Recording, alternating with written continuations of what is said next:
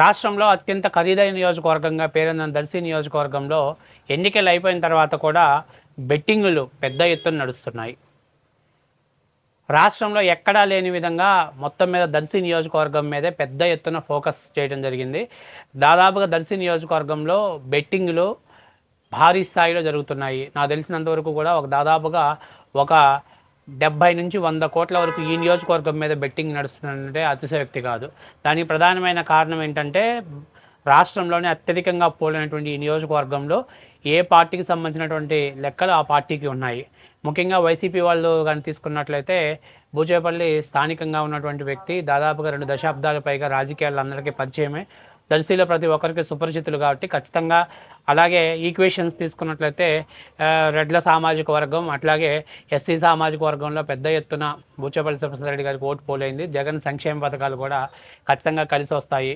So ఇవన్నీ లెక్కలేసుకున్నప్పుడు ఖచ్చితంగా దర్శి నియోజకవర్గంలో బూచేపల్లి గెలిచేటువంటి అవకాశం ఎక్కువగా ఉంది అని చెప్పేసి వాళ్ళు ధీమా వ్యక్తం చేస్తుంటే, అలాగే తెలుగుదేశం పార్టీ తరపున కూటమి అభ్యర్థి తరపున ఆమె రావడంతో నియోజకవర్గంలో పెద్ద ఎత్తున ఒక హైప్ అనేది క్రియేట్ అయింది. అలాగే గొట్టిపాటి కుటుంబం అనే బ్రాండ్ కూడా తెలుగుదేశం పార్టీకి బాగా కలిసి వచ్చిన అంశం. అలాగే ఈమె గెలవడం ద్వారా మొట్టమొదటి మహిళా అభ్యర్థి, ఈ సెంటిమెంట్ అనేది కూడా ప్రజల్లో పనిచేస్తుంది. అట్లాగే దర్శి నియోజకవర్గానికి కూడా ఒక శాశ్వతమైనటువంటి అభ్యర్థి దొరికేటువంటి అవకాశాలు ఎక్కువగా ఉన్నాయి.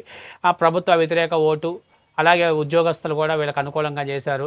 ఇక కమ్మ కాపు సామాజిక వర్గాలలో ఉన్నటువంటి 62,000 ఓట్ బ్యాంకింగ్, దీనితో పాటు తెలుగుదేశం పార్టీకి వెన్నుముకగా ఉన్నటువంటి బీసీల ఓట్ బ్యాంకింగ్ అని తీసుకున్నప్పుడు ఖచ్చితంగా ఇక్కడ గొడ్డిపాటి లక్ష్మి గారు గెలిచే ఛాన్సెస్ ఎక్కువగా ఉన్నాయని వాళ్ళ ఈక్వేషన్స్ వాళ్ళు వేసుకుంటున్నారు, వీళ్ళ ఈక్వేషన్స్ వీళ్ళు వేసుకుంటున్నారు.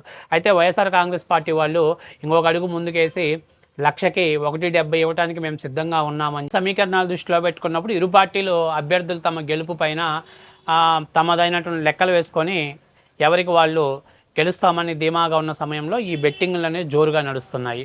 ముఖ్యంగా వైసీపీ వాళ్ళు అయితే ఇక్కడ పైన గవర్నమెంట్ మీద పెద్ద వస్తో రాదో కానీ ఇక్కడ ఖచ్చితంగా శివగారు గెలుస్తారని చెప్పి 150, 170 ఇవ్వటానికి కూడా సంసిద్ధమై ఉన్నారు. తెలుగుదేశం పార్టీ వాళ్ళు కూడా పైన చంద్రబాబు గారు గెలుస్తారు, 170 ఇస్తారు, ఇక్కడ మేడం కూడా గెలుస్తారని చెప్పేసి చెప్తున్నారు. అంటే ఓవరాల్గా చూసుకున్నట్లయితే మాత్రం పెద్ద ఎత్తున బెట్టింగ్ నడుస్తుంది. ఈ దర్శి నియోజకవర్గంలోకి వచ్చిన బెట్టింగ్ విషయంలో మాత్రం వైసీపీ వాళ్ళు ఒక అడుగు ముందంజలో ఉన్నారు. రాష్ట్ర వ్యాప్తంగా చంద్రబాబు ముఖ్యమంత్రి విషయం అంటే ఎవరు ముఖ్యమంత్రి అవుతారనే విషయంలో మాత్రం తెలుగుదేశం పార్టీ శ్రేణులు ఒక అడుగు ముందులో ఉన్నారు. ఓవరాల్గా చూసుకున్నట్లయితే దర్శి నియోజకవర్గం ఎవరు గెలిచినా స్వల్ప మెజార్టీతో గెలిచే అవకాశం ఎక్కువగా ఉంది కాబట్టి ఖచ్చితంగా ఇక్కడ ఎవరు గెలుస్తారు అనేటువంటి ఒక ఉత్కంఠ అయితే మాత్రం నెలకొల్పింది. ఆ ఉత్కంఠ మీద బెట్టింగ్లు జోరు మాత్రం నడుస్తుంది.